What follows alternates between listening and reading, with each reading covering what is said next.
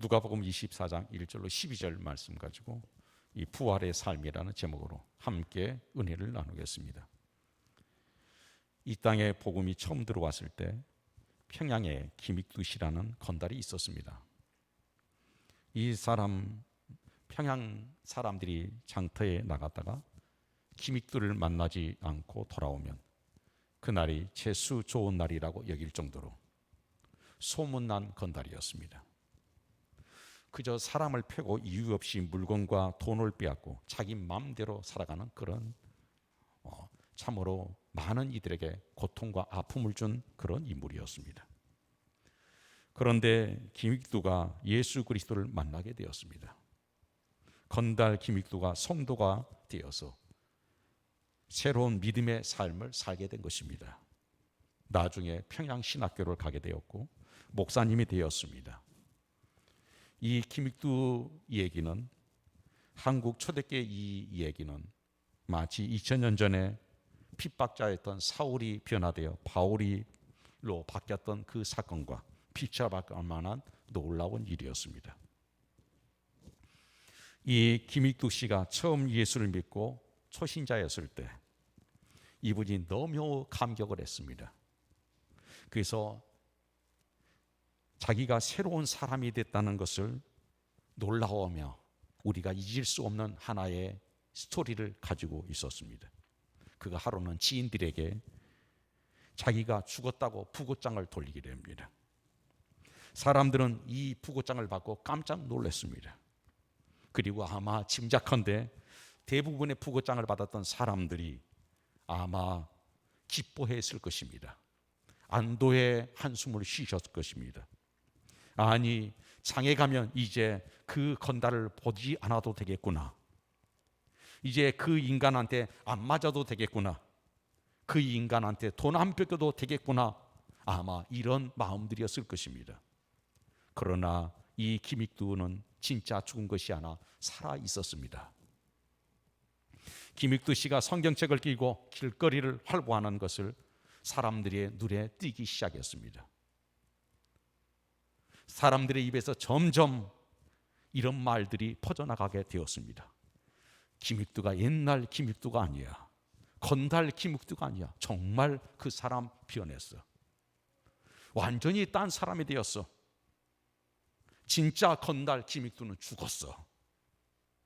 그러던 차에 옛날에 어떤 원한이 있었는지 성도가 된 이 김익두 씨에게 어떤 사람이 욕을 퍼부었습니다.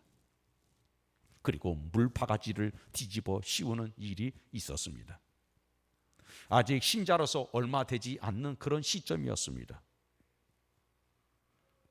이때 이 초신자 김익두가 어떻게 반응했는지 아십니까?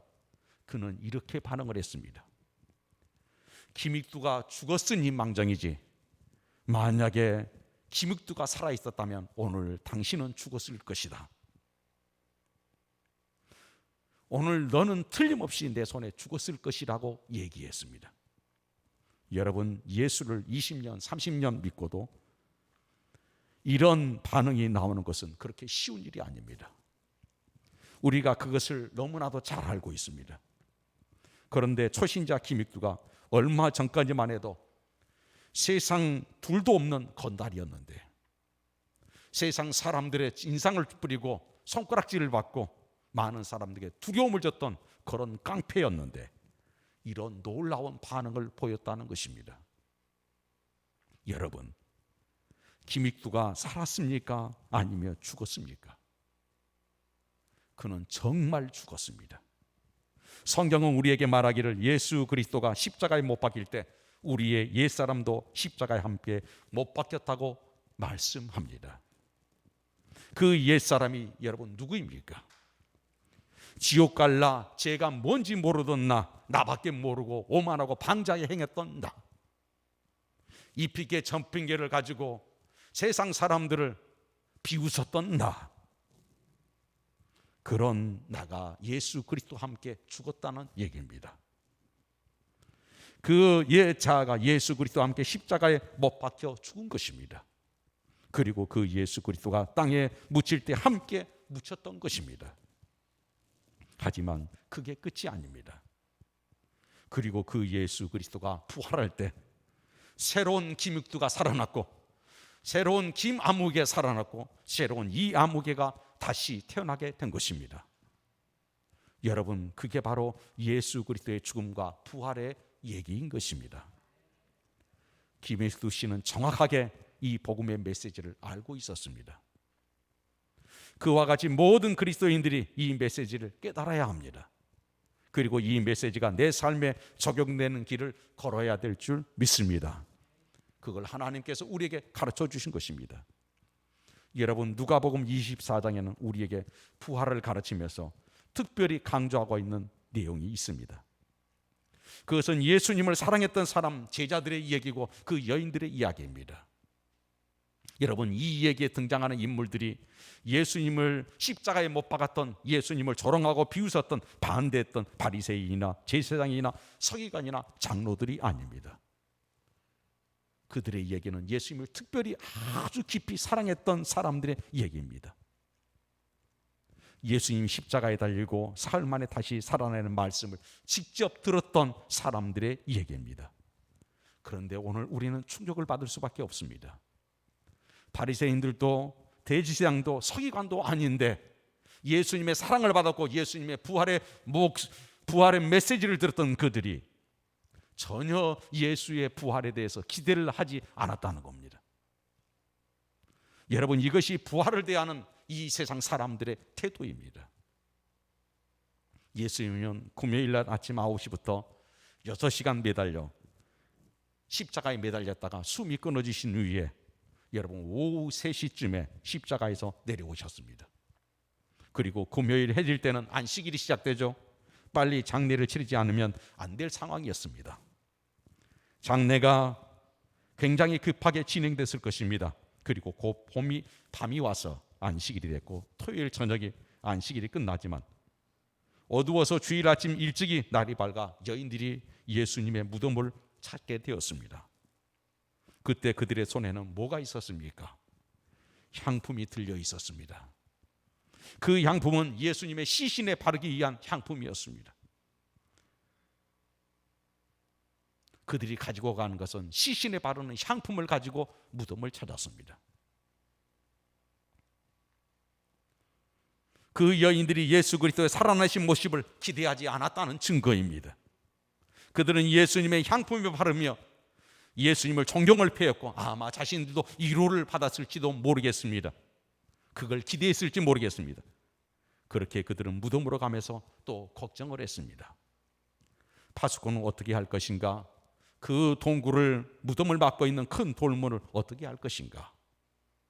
그 돌문은 여성들의 힘으로 만만하게 움직일 수 있는 그런 무게가 아닙니다. 그런데 가보니까 파수꾼이 없어졌습니다. 돌문이 옮겨져 있습니다. 무덤이 열려 있었습니다. 여러분, 그때라도 부활에 관한 설교를 기억한다면 예수님 정말 살아나셨구나, 예수님이 부활하셨구나 이렇게 생각하면 얼마나 좋겠습니까? 그럴 법만도 한데 그들은 그런 마음이 전혀 없었습니다. 오히려 예수님의 시신이 사라졌다고, 예수님의 시신을 누가 가져갔냐고 걱정하고 염려합니다. 예수님이 설교를 믿지 못했던 그들. 그러나 그 후에 천사가 나타났습니다.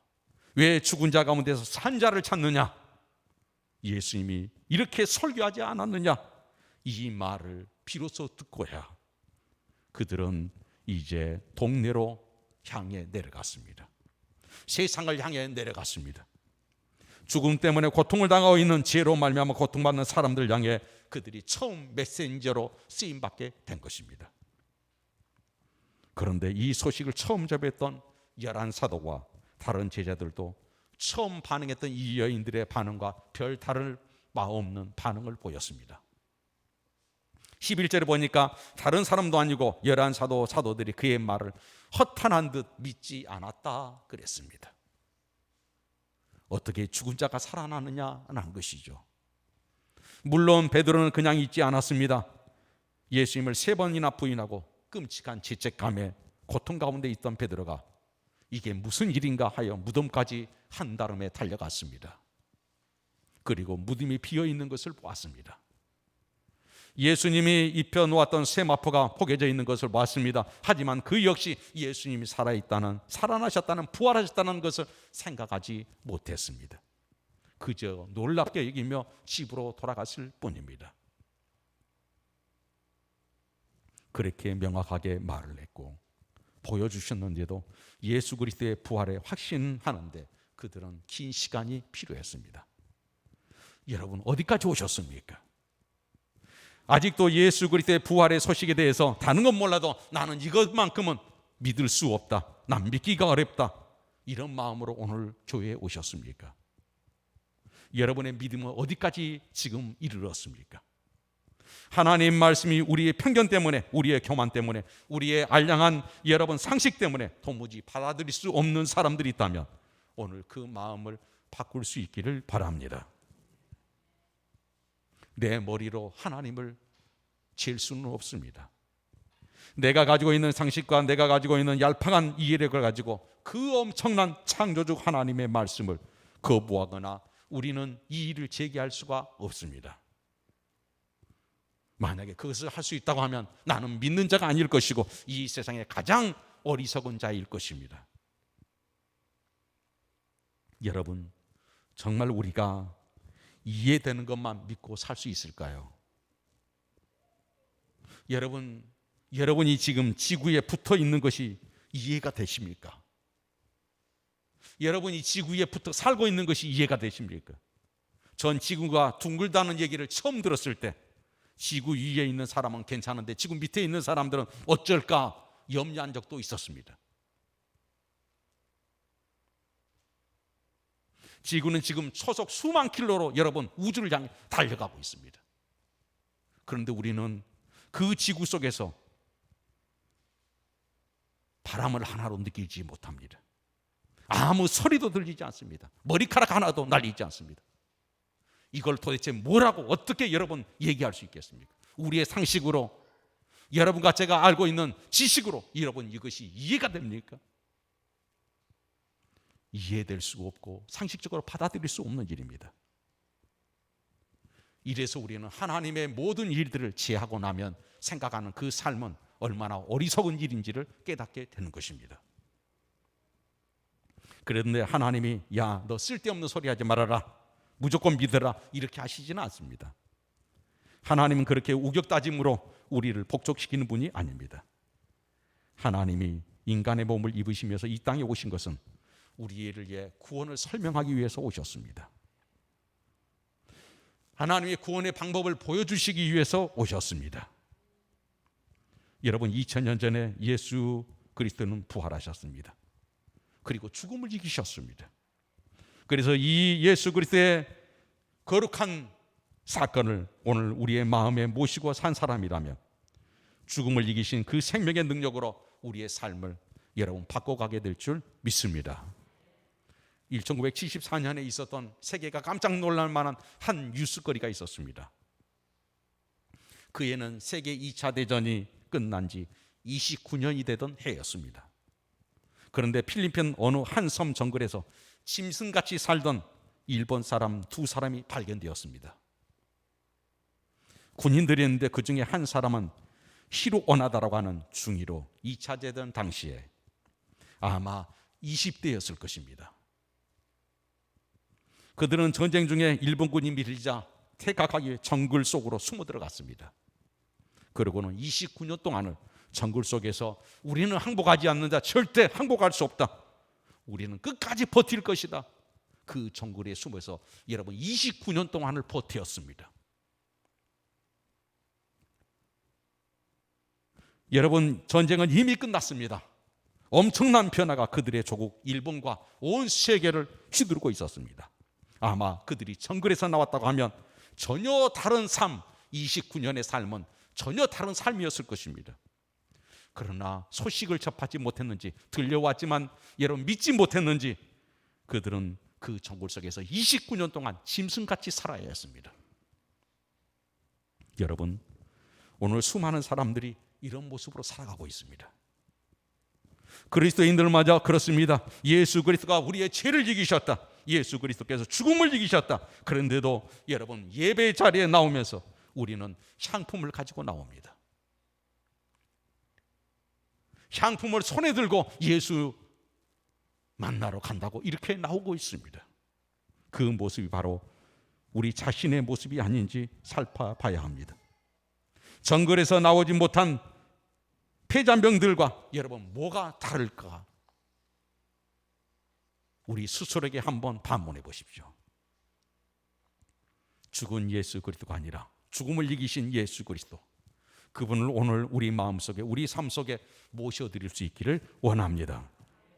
여러분, 예수 그리스도는 우리 삶 가운데 문제에 대한 해답을 주신 분입니다. 여러분 기억하시죠? 초대교회에서 가장 문제가 많았던 교회, 한 교회를 꼽는다고 하면 아마 고린도 교회일 것입니다. 고린도 교회에는 엄청난 문제가 많았습니다. 파당이 있었고 음행이 있었고 성도들 사이에 고소 고발의 사건들이 있었습니다. 사도권에 대한 도전이 있었고 은사를 잘못 이해 온 교회가 휘둘렸습니다. 한마디로 고린도 교회는 아수라장이었습니다. 그럼에도 불구하고 고린도 교회에 편지를 쓰면서 바울은 절망하지 않았습니다. 사도 바울은 그들에게 진노를 선포하지 않았습니다. 여러 가지 문제점이 있었는데도 불구하고 고린도전서 13장에 사도 바울은 무엇을 선포합니까? 바로 사랑을 선포합니다. 15장에서는 그리스도의 부활을 선포합니다. 사망한 너에서 오는 것이 어디 있느냐? 여러분, 고린도전서를 부활의 15장을 부활의 장이라고 합니다. 이 부활의 장의 결론은 무엇입니까? 고린도 교회가 안고 있는 모든 문제, 우리 개인의 세상을 살며 안고 있는 모든 문제에 대한 해답이 무엇이냐? 그것은 바로 예수 그리스도의 부활에 있다고 여러분 말씀하는 겁니다. 예수 그리스도의 부활이 있다면 그 모든 문제를 다 덮고 그 문제를 헤쳐나갈 수 있는 힘이 있다는 사실입니다. 오늘 여러분에게 예수 그리스도의 부활의 생명의 능력이 있다고 하면 우리도 그 어떤 환경에서도 헤쳐나갈 수 있는 생명의 능력이, 여러분 이 부활의 생명의 능력이 우리의 삶 속에 드러나게 될 줄 믿습니다. 오늘 우리의 문제는 무엇입니까? 오늘 우리 또한 고린도 교회가 안고 있던 동일한 많은 문제들을 안고 있습니다. 돈 문제, 직업 문제, 은사 문제, 여러분 음행 문제, 파당 문제, 불평과 시기 문제, 모든 문제가 우리 개인과 공동체 안에 고스란히 있습니다. 여러분, 한국 교회는 지금 수치를 당하고 있습니다. 앞으로도 문제가 더 많이 나올 수도 있습니다. 한국 교회가 더 낮아지고 더 짓밟힐 수도 있습니다. 수치를 당할 줄 모릅니다. 그리고 하나님께서 그것을 그냥 내버려 두실 수도 있습니다. 그러나 우리는 절망하지 않습니다. 우리의 잘못 때문에 하나님의 이름이 모욕당하고 교회가 모욕당하지만 그러나 우리에게는 예수 그리스도의 부활의 생명이 있습니다. 우리는 그 생명의 능력으로 모든 문제를 극복해 나갈 것이고 능히 여러분 바꿔갈 것이고 능히 회복하게 될 줄 믿습니다. 왜 그렇습니까? 그리스도의 부활의 능력이 우리에게는 있기 때문입니다. 이 땅에 복음이 전해졌을 때, 아니 여러분 지금부터 30년 전만 해도 제가 개척했을 그 초기에만 해도 이런 얘기를 들을 수 있었습니다. 저 사람은 무슨 교회 집사야, 저 사람은 아무개 교회 권사야, 이 말을 들을 수가 있었습니다. 무슨 의미였습니까? 이 표현이 들린 것은 이런 것입니다. 저 사람은 믿을 만한 사람이다. 저 사람은 아무개 교회 권사이기 때문에 믿을 만한 사람이다. 이런 얘기를 여러분 30년 전에도 들을 수 있었습니다. 그런데 지금은 그 표현이 다 사라져 버렸습니다. 자취를 감춰버렸습니다. 그러나 우리가 절망하지 않을 것은 우리에게는 아직도 생명이 주신 예수 그리스도의 부활의 생명이 있기 때문입니다. 이 부활의 능력이 우리에게 있기 때문에 우리는 절망할 수 없습니다. 우리는 끝내 극복하고 이기게 될 줄 믿습니다. 오늘 본문에는 부활의 신앙이 무엇일까? 그럼 부활의 신앙이 무엇일까라는 것을 오늘 본문에서 여러분 세 가지로 우리에게 보여줍니다. 그 첫 번째는 무엇입니까? 무엇보다 산자를 죽은 자 가운데서 찾지 말라는 겁니다. 그 산에 향품을 들고 오지 말라는 것입니다. 여러분, 오늘도 하나님 앞에 예배드리러 오셨을 겁니다. 여러분, 어떤 마음으로 오셨습니까? 여러분 각자의 소원을 가지고 어떤 기대를 품고 오셨습니까? 그런데 그 기대가 과연 어떤 기대일까요? 하나님이 나를 축복해 주시면 다일 것인가? 하나님이 내 아이들을 거느리시고 인도하시면 그게 다라고 여러분 여기며 여러분 오셨습니까? 어쩌면 이것은 예수의 시신에 받을 향품과 같은 것들입니다.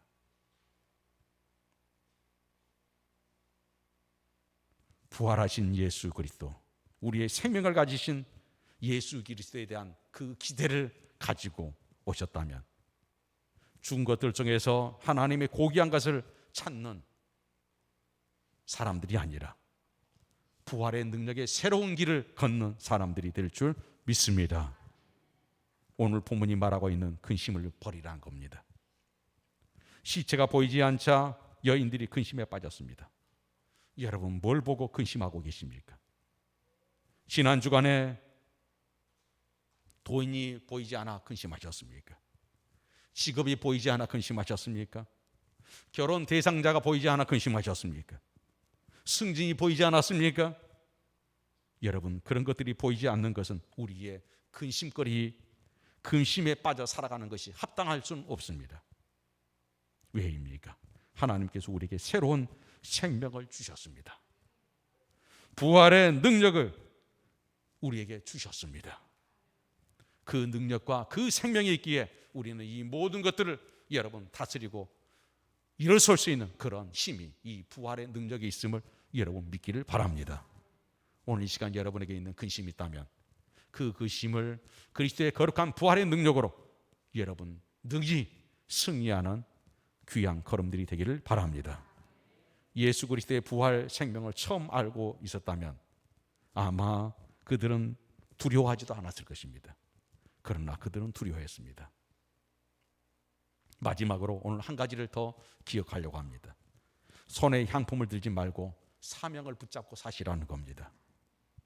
주님께서 제자들에게 부활의 신앙을 주면서 그들에게 어떻게 인도하셨습니까? 부활의 예수님을 만나고 난 다음에 그들이 회의를 했습니다. 그리고 베드로를 시작해서 그 많은 사람들이 다 갈릴리로 흩어져 갔습니다. 옛날 직업으로 돌아가 버렸습니다. 하지만 우리가 알아야 될 것은 예수님과 함께 죽고 또 부활한 그들에게 주님께서 기대하신 것은 그저 옛 직업으로 돌아가서 돈 잘 벌고 잘 사는 것이 아닙니다. 부활하신 주님, 고통받는 사람들에게 예수 그리스도의 생명이 전해지는 것일 줄 믿습니다. 그것을 그들에게 오늘날 우리가 사명으로 하나님 앞에 받은 것입니다. 요한복음 21장에 보면 고기를 잡으러 갔던 제자들 주님이 찾아오셨습니다. 그리고 뭐라고 하십니까? 내 양을 치라, 이렇게 말씀하셨습니다. 부활하신 이후에 우리가 사는 것은 이제 옛적에 여러분 우리의 물질만을, 우리의 생업만을, 우리의 여러분 행복만을 추구해서 살아가는 삶이 아니라 이제는 우리가 살아가는 것은 오직 사명입니다. 주께서 부활하시고 그 깊은 의미를 깨달으면서 이제 사명감으로 사시는 겁니다. 그 사명이 무엇일까요? 상처받은 사람, 실족한 사람, 그리고 방황하는 사람, 예수를 모르는 그 사람들에게 우리는 예수 그리스도 부활하셨다는 이 소식을 그들에게 들려줘야 합니다. 이것은 우리에게 큰 사명입니다. 이 사명을 붙들고 살아가는, 이 사명으로 살아가는 그런 2022년 부활절이 그 시작의 계기가 될 수 있기를 바랍니다. 여러분, 우리가 다 연약합니다. 우리는 다 부족함이 많습니다. 그러나 나의 부족함과 나의 모자람과 나의 연약함보다도 더 큰 것이 있으니 예수 그리스도의 부활의 생명의 능력입니다. 그 생명의 능력이 우리에게 있습니다. 그 능력은 능히 모든 것을 극복하고 이길 수 있는 힘이 된 것을 여러분 믿으십시오. 이제 우리 모두 다 사명감으로 살아갑시다. 주 예수 그리스도를 선포하고 예수 믿으라는 이 사명, 여기에 우리가 전념하면서 걸어갈 때 우리의 삶은 정말 진정한 여러분 부활의 능력을 믿는 그런 사람들이 될 줄 믿습니다. 오늘도 부활의 능력을 믿는 우리 귀한 걸음들을 축복합니다. 기도하겠습니다. 하나님 아버지 감사합니다. 오늘도 저희를 사랑해 주시고 인도해 주신 거 감사합니다. 주여 영광 받으시고 축복해 주소서. 은혜 내려 주시옵소서. 예수님의 이름으로 간절히 기도 올려나이다. 아멘.